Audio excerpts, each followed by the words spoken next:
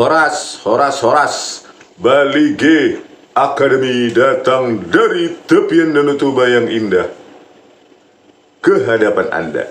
Oke, kita bahas lagi ya perihal betapa sadisnya ya negara ini lewat institusi negara, polisi ya, kepolisian itu melakukan pembantaian terhadap 6 laskar FPI yang dua terdakwanya pun masih hidup, Fikri Ramadan Tawainela dan Yusmin Ohorela itu ya, itu tidak dipenjara satu hari pun. Ada manusia tewas 6 orang ya, cecunguknya yang terdakwa ini pun tidak dipenjara satu hari pun. Dan kita kecewa ya, statement dari Mahfud MD mengatakan ini tindak pidana biasa, padahal katanya profesor hukum ya. Seolah-olah kita bodoh, satu Indonesia hanya dia yang pintar. Oke, terkait dengan ini ya, supaya Pak Mahfud MD ini mendengar atau mengingat kembali ya, di keterangan pers dari HAM ya, Komnas HAM, di situ dikatakan bahwa di KM 50 Tol Cikampek 2 orang anggota Laksus ya, Laskar Khusus katanya, ditemukan dalam kondisi meninggal, sedangkan 4 lainnya masih hidup dan dibawa dalam keadaan hidup oleh petugas kepolisian ya. Jadi dibawa dalam keadaan hidup ya oleh polisi. Terdapat pula, nah ini poinnya, terdapat pula informasi adanya kekerasan ya oleh kepolisian, itu pembersihan darah,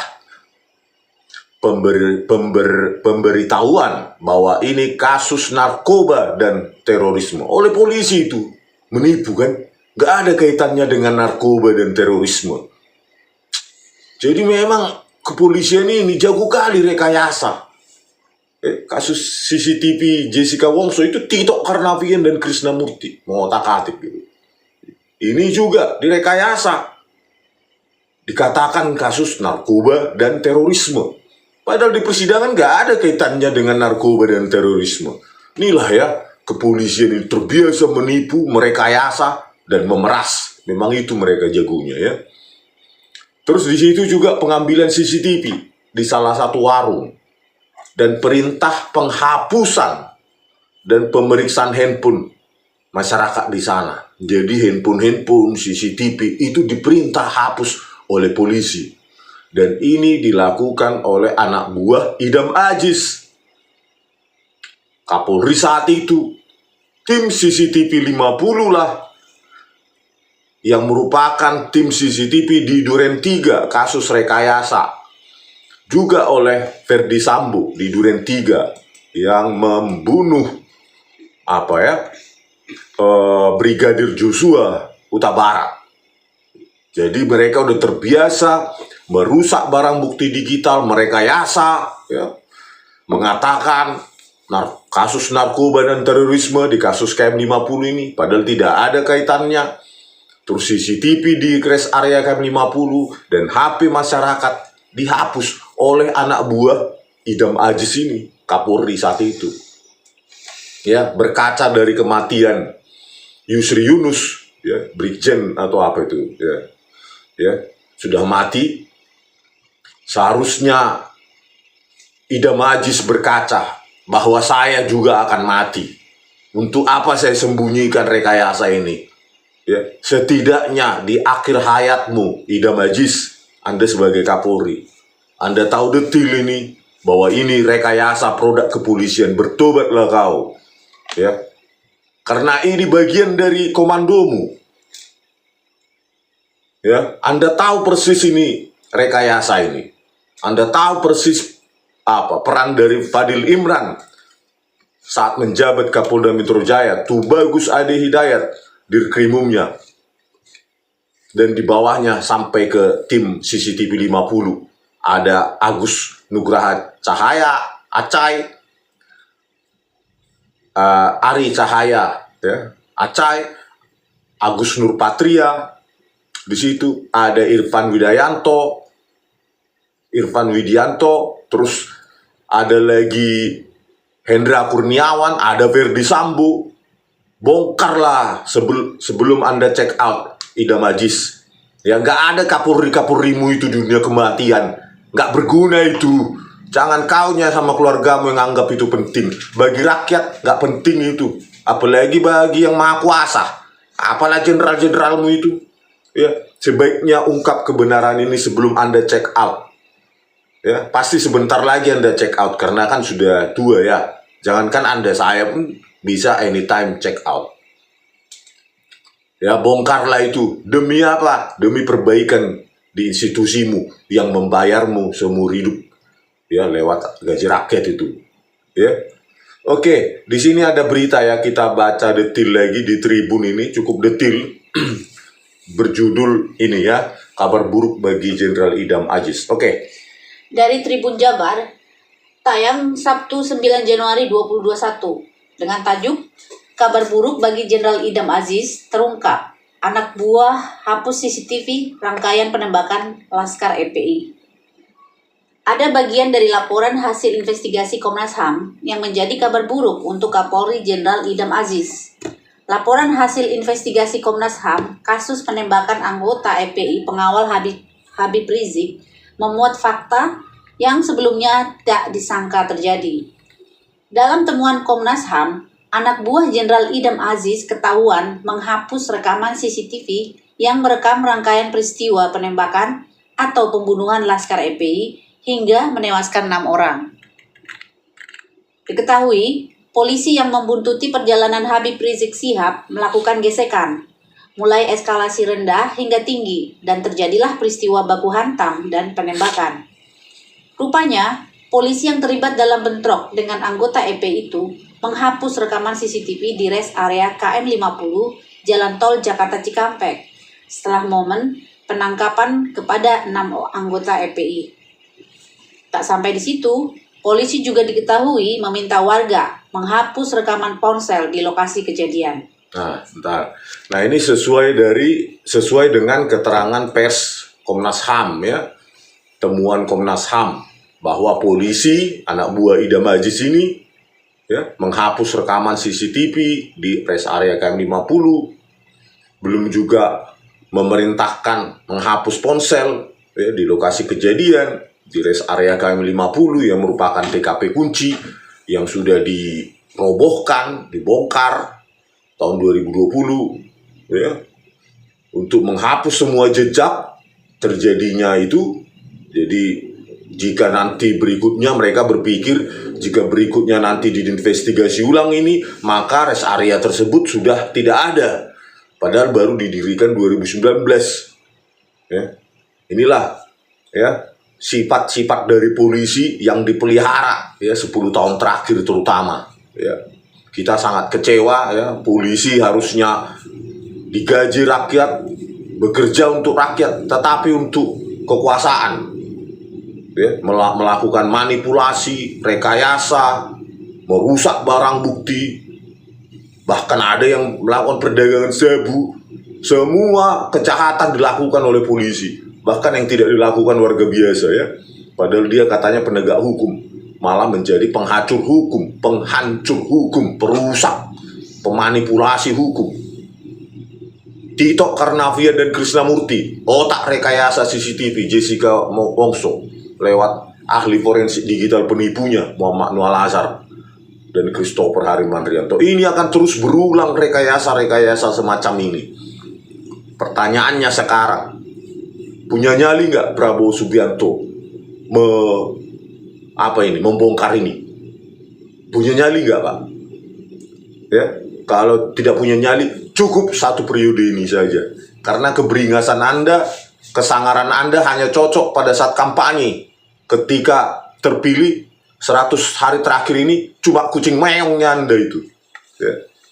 Inilah, coba tangkaplah dulu ini.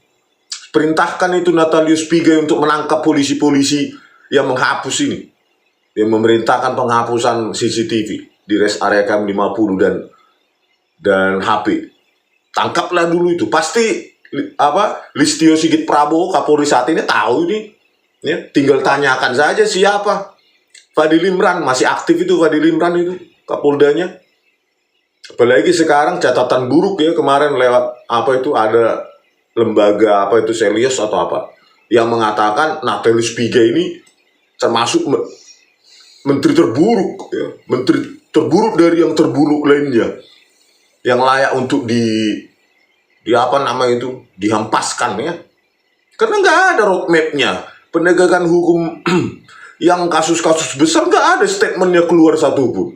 Kanjuruhan, KM50, Vina Cirebon, nggak ada keluarnya apa itu menteri, ya hanya cocok di LSM kayaknya dia, ya pada saat jadi menteri malah nggak ada statement apa lah keluar dari dia itu, nggak layak memang dipertahankan, itu layak dipecat, ya cocok itu pertemuan Celios itu, menteri terburuk dari semua yang terburuk. Ya nggak ada roadmapnya Tom. Oke lanjut. Pengungkapan peristiwa penembakan anggota EPI, pengawal Habib Rizik itu disampaikan Komisioner HAM M. Khoirul Anam kemarin. Penyelidikan Komnas HAM mulai 7 Desember 2020 hingga 31 Desember 2020. Hasil penyelidikan Komnas HAM ini akan dilaporkan kepada Presiden Jokowi, baik bertemu langsung maupun mengirimkan berkas investigasinya. Kesaksian warga. Warga sekitar yang menjadi saksi kejadian tersebut menjelaskan bahwa pihak polisi terlihat mengeluarkan 2 anggota EPI yang tewas dari dalam sebuah mobil. Anggota EPI itu, kata Khoirul, diduga tewas karena baku tembak dengan polisi saat berada di dalam mobil. Satu duduk di dalam mobil dengan keadaan sudah tewas, dan satu diturunkan ke jalan dengan 1 luka tembak. Selain itu, terlihat darah di jalan di depan salah satu warung dengan depan rest area KM50. Terang Khoirul dalam rilisnya di kantor Komnas HAM Jumat 8 Januari 2021. Sementara 4 anggota EP lain yang masih hidup diminta berjalan jongkok dan tiarap oleh aparat kepolisian. Nah ini juga kan masih ada saksi, ini kesaksian warga. Ya kalau memang nggak besar mulut, ya Presiden Prabowo Subianto dan Natalius Pigai, Yusril Iza Mahendra, Otto Hasibuan, kan ada tim di situ. Di tim kalian bentuk banyak sekali itu, Menteri Hukum lah, ada Kemenko, ada apa namanya Menteri HAM, tapi hasilnya apa ya, anggaran banyak sekali tapi hal-hal seperti ini gampang aja nggak bisa. Padahal ada itu saksi warga, tinggal cari ya, siapa yang melakukan. Ada Fadil Imran, ya, ada kabar reskrim saat itu Listio Sigit Prabowo, ada Tubagus Ade Hidayat, ada Idam Aziz sebagai Kapolri. Semua mereka masih hidup. Ya mumpung masih hidup mereka ini, sebelum check out dari dunia ini kan biar selesai ini Pak Prabowo Subianto. Janganlah beringas ketika kampanye aja. Kita udah bosan ya janji-janji politik dari dulu terus begitu. Pada saat janji beringas seolah-olah Superman hebat, pada saat terpilih kayak nggak dengar, kayak nggak punya kuping. Bosan kita. Oke lanjut, halaman selanjutnya. Para anggota EP itu juga diminta masuk ke dalam sebuah mobil lewat pintu samping dan belakang. Saksi juga mendengar perintah petugas polisi yang meminta warga menghapus rekaman dan memeriksa handphone warga. Saat menjelaskan bahwa saat itu polisi beralasan bahwa peristiwa itu terkait narkoba dan terorisme. Ya kan? Ditipu lagi ya, polisi menipu. Beralasan terkait narkoba dan terorisme. Padahal di putusan pengadilan itu yang saya baca, tidak ada satu kata pun terkait narkoba dan terorisme. Coba lah bayangin. Menipu kan polisi itu. Oke lanjut. Selain itu, sejumlah saksi juga melihat adanya pembersihan darah di KM50. Anggota polisi juga melakukan pengambilan CCTV di salah satu warung dan memerintahkan hapus dan memeriksa handphone masyarakat di sana. Polisi akui ambil CCTV dan kami tanya mereka ambil legal atau ilegal. Jawaban mereka, CCTV diambil legal, maka kami tunggu proses di pengadilan. Tutur Khoirul. Nah ini kan Khoirul ya, Komisioner HAM, sekarang tahu kan bahwa mereka ngambilnya katanya ilegal atau ilegal. Dia sendiri ini jawaban mereka diambil ilegal, legal kata polisi. Kami tunggu proses pengadilan. Di pengadilan tidak ada itu CCTV itu di rest area KM50 itu, nggak ada. Ya. yang diperintah hapus itu polisi itu katanya diambil legal, padahal kata kesaksian warga juga disuruh hapus malah oleh polisi. Nggak ada lah disajikan di persidangan.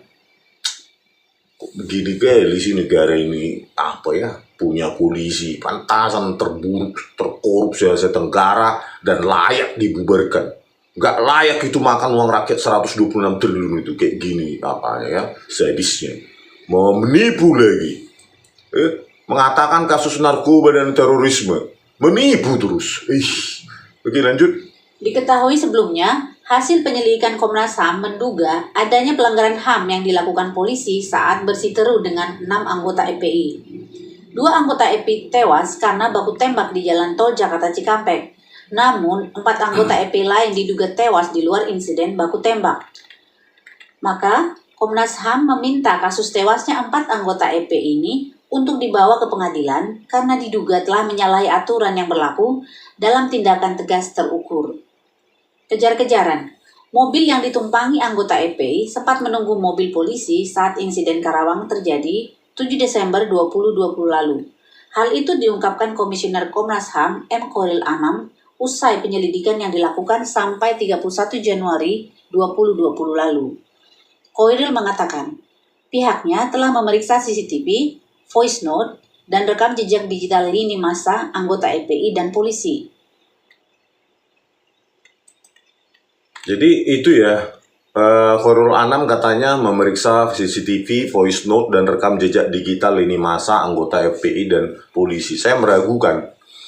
Kenapa? Saya bilang, karena di putusan itu yang saya baca, ya, tidak ada di situ hasil ekstraksi dari HP dari tiap polisi yang terlibat. Bahkan sampai rantai komando di atasnya. Mulai dari Fikri Ramadan, Yusmino Horela itu nggak ada diekstraksi. Cuma yang diekstraksi cuma HP dari ke-6 Laskar EPI yang tewas itu. Saya nggak tahu itu kenapa kalau memang ada dibaca atau dianalisa oleh pihak Komnas HAM ya, jejak digital dari kepolisian itu berarti itu tidak dijadikan pertimbangan di putusan karena memang tidak ada gitu loh ya. Voice note-nya nggak tahu voice note siapa gitu ya, itu juga nggak ada di pertimbangan di apa ya follow voice note mungkin dipotong-potong atau dicuplik-cuplik terserah. Jadi udah gitu pun ya, nilai hash dari hasil ekstraksi itu pun nggak ada di putusan yang menyatakan untuk mengunci, mengindikasikan keutuhan data yang diekstraksi oleh ahli forensik Mabes Polri itu ya, Muhammad Asep Saputra ST, yang saya cari jejak digitalnya nggak ada di internet, bingung saya ya. Ahli dari Mabes Polri untuk kasus sebesar ini ya, yang melibatkan pelanggaran HAM itu oleh ahli forensik Muhammad Asep Saputra ST. Kalian cek di internet. Wajahnya pun kita nggak tahu. Ya. Jejak digitalnya pun kita nggak tahu. Siapa? Untuk kasus sebesar ini. Ya, belum lagi ahli inafisnya. Eko Wahyu Bintoro. Ya, S1-nya SH. Menjadi ahli forensik. Pencocokan sidik jari. Dan apa itu? Object recognition. Pencocokan wajah. Face recognition, lulusan sarjana hukum Universitas Bayangkara, ngambil S2 di BINUS. Cobalah bayangkan. Komputer. Memang nggak ada ahli IT yang di sana, di polisian sana yang maju gitu loh. Kenapa orang dua ini dipakai untuk kasus sebesar ini? Ya, sarjana hukum, tiba-tiba dia bisa S2 IT, magister apa? Komputasi atau magister komputer. Kan aneh sekali. Saya juga bingung dengan BINUS itu. Kok bisa ya? Padahal kalau harusnya kan harus yang linier, minimum yang dari kemampuan matematika, yang S1-nya MIPA matematika, atau yang belajar matematika lah. Karena kan banyak sekali logika matematika di S2 magister komputer. Tapi di BINUS bisa. Sarjana hukum Universitas Bayangkara bisa jadi S2 komputer Bayangkanlah itu, universitas apa lah itu? Coba, harusnya itu kan pelanggaran itu oleh Dikti ya. Kalau begitu nanti entah apa aja lulusannya bisa tiba-tiba dia dokter IT, terus jadi ahli apa dia kan di Mabes Polri. Kalau begitu ya nggak mau Indonesia pendidikan berantakan amburadul. Inilah, cobalah ya, seperti yang dilakukan Eko Wahyu Buntoro pada kasus ini.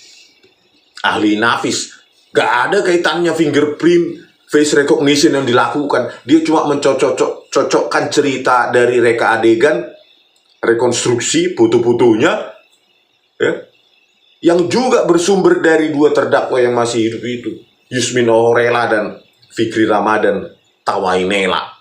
Bayangkanlah itu, ahli Nafis apa lah itu? Coba, harusnya kan dia bekerja berdasarkan data sains, scientific. Fingerprint, ada nggak di situ fingerprint di mobil Dayat sudah segala macam di situ? Ada nggak dia lakukan analisa object recognition dari tangkapan video CCTV di rest area KM50 di depan Hotel Novotel di Karawang Barat atau di KM 49 sampai 50 yang menjadi data krusial seharusnya tidak ada. Itulah kualitas kepolisian. Ahlinya tong S1 hukum Universitas Bayangkara, ya, apalah itu kualitasnya? Coba jaksa Sandiandika, woi, ya, kayak mananya itu? Kalau kepada ahli dari pihak lawan non polisi kau hebat kali kau. Inilah kualitas kepolisian, ya, S1 hukum, langsung magister IT, kau terima itu? Belum lagi ada itu Franciscus Aritonang, Herman Franciscus Aritonang, ahli digital forensik juga itu Mabes Polri, SHMH, sarjana hukum, magister hukum, lulusan Universitas Bayangkara. Aduh, parah. Akhirnya apa? Ya jauh lah scientific crime investigation di kepolisian. Karena apa? Ya karena ya ahlinya pun abal-abal. SH, ahli IT, ahli forensik. Ada juga Muhammad Nur Al-Azhar, teknik mesin, Universitas Sriwijaya, merasa paling hebat. Tahe. Ya inilah Pak Prabowo Subianto, harusnya Anda selesaikan. Ya sebelum kita tutup video ini, Anda selesaikan panggil itu Idam Aziz, Kapolri saat itu, Listio Sigit Prabowo, Kabar Eskrim, Fadil Imran, Kapolda, Tubagus Ade Hidayat, Dirkrimum, tim CCTV 50, termasuk Firdi Sambo di penjara itu. Periksa semua kalau ingin menyelesaikan ini. Jangan dekat dengan FPI ketika kampanye saja. Ketika susah, ingin berjuang menjadi Presiden Republik Indonesia, Anda mendekati FPI untuk mendapatkan vote mereka. Tetapi setelah terpilih, Anda lupa. Seperti kacang lupa akan kulitnya. Ya. Kalau tidak mau dilabel seperti itu, Presiden Prabowo Subianto, selesaikan ini. Ya. Makanya kalian FPI dan lainnya, hati-hati. Sekarang pelajaran kan, orang yang benar-benar yang dulu mendekati kalian, itu belum tentu orang yang tulus berjuang. Ya. Karena buktinya sampai saat ini, tak berani satu pun statement dari baik presiden maupun jajarannya, nggak ada yang berani mengatakan kasus KM50, Kanjuruan, Vina Cirebon, bahkan Jessica Wongso karena otaknya Tito Karnavian itu, nggak ada satupun yang berani. Cemeng semua, omong kosong. Ya, katanya saya seorang prajurit seperti Luhut bin Sarpanjaitan, kan? Saya seorang prajurit, saya tidak takut mati, bla bla bla. Nggak takut mati, buktikanlah dulu. Ya, periksalah dulu itu. Listio Sigit Prabowo, Fadil Imran, Idam Aziz, kalau berani buktikan, jangan cuma cuap-cuap. Jangan-jangan ngopi-ngopinya kalian sebelumnya di hutan sana yang katanya diklaim bla bla bla. Karena kita butuh bukti ya, kalian menceritakan sesuatu hal yang kami belum lahir. Ya kan? Entah apapun kejadian saat itu, buktikan sekarang kalian prajurit Kopassus. Tidak takut mati katanya. Ya, Cuma tema. itu kan cuma cerita fiksi belaka karena perlu pembuktian. Khususnya Presiden Prabowo Subianto ini mantan komandan Danjen Kopassus. Buktikanlah dulu, sikaplah dulu ini yang membantai 6 laskar FPI ini, baru kami hormat. Kalau cuma ngomong-ngomongnya susah. Nah, lebih baiklah orang-orang yang nggak takut mati bener-bener entah dari mana itu latar belakangnya, kalau daripada orang yang ngaku-ngaku prajurit. Oke, sampai jumpa di video kami selanjutnya. Horas.